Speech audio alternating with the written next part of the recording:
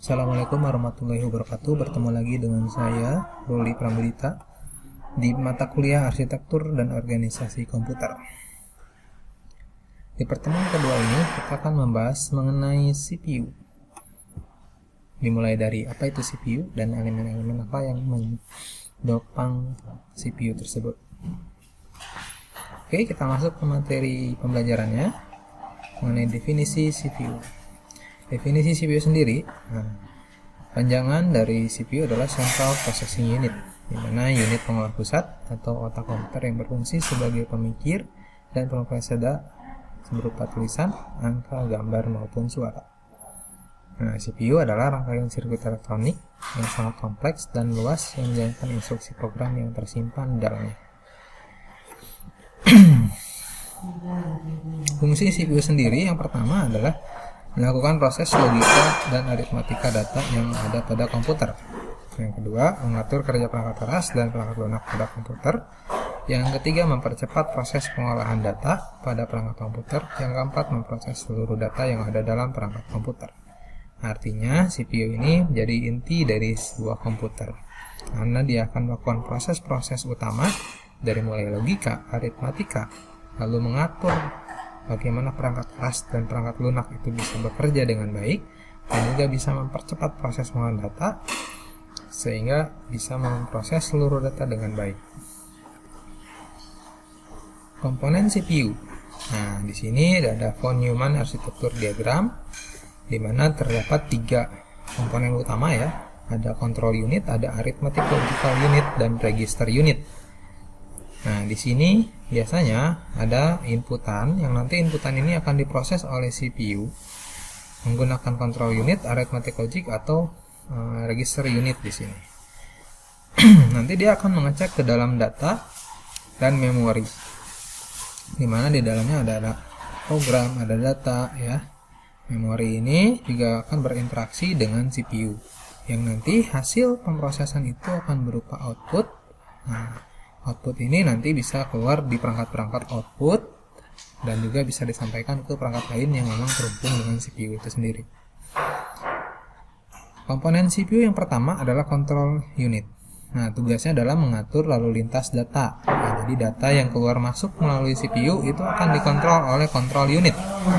Yang kedua adalah menjaga serta memberitahu unit masukan mengenai jenis data, waktu pemasukan, dan tempat penyimpanan. Yang ketiga adalah memberitahu arithmetic logical unit atau ALU mengenai operasi yang harus dilakukan, tempat data yang diperoleh, dan letak hasil ditempatkannya nanti di mana. Maka control unit ini sesuai namanya adalah mengontrol semua kegiatan yang ada di dalam CPU itu sendiri. Nah, yang kedua ada arithmetic logical unit. Sesuai namanya, maka tugas dari arithmetic logical unit adalah menghitung aritmatika, penambahan, pengurangan, dan lain-lainnya. Jadi prosesor-prosesor yang di dalamnya itu ALU ini akan berproses atau berperan sebagai penghitung aritmatika. Lalu pelaksana logis ya, misalnya ada AND, OR, NOT ya, dan pelaksanaan perbandingan ya, misalnya kita akan membandingkan data-data yang memang masuk ke dalam CPU. Yang ketiga ada register unit. Nah, register unit ini adalah alat penyimpanan kecil dan sementara. Yang kedua adalah memiliki kecepatan akses yang lebih tinggi dibandingkan memori utama. Nah, ya kan, ini hanya penyimpanan sementara saja sebelum nanti disimpan di penyimpanan atau di memori utama di dalam komputer. Nah, seperti itu ya, itu komponen-komponen utama yang ada di dalam CPU. Nah, ini contohnya di dalam register unit itu ada PC ya, program control register, lalu juga ada IR ya, instruction register, ada memory address register, ada memory data register, ada akumulator. Nah, kalau teman-teman melihat ya, di dalam operating system juga ada yang namanya register. Nah, nanti itu akan terhubung dengan register-register yang ada di perangkat keras di dalam komputer itu sendiri. Nah, ini register unit ya, tadi ya PC berisi alamat lokasi memori di mana instruksi berikut harus diambil. Nah, nanti biasanya dipelajari di pengantar sistem operasi mengenai manajemen memori ya. Lalu setelah pengambilan instruksi lengkap, isi PC dinaikkan menuju ke alamat instruksi B berikutnya. Lalu ada IR, menyimpan instruksi yang baru saja diambil dari memori untuk melakukan penguadaan instruksi.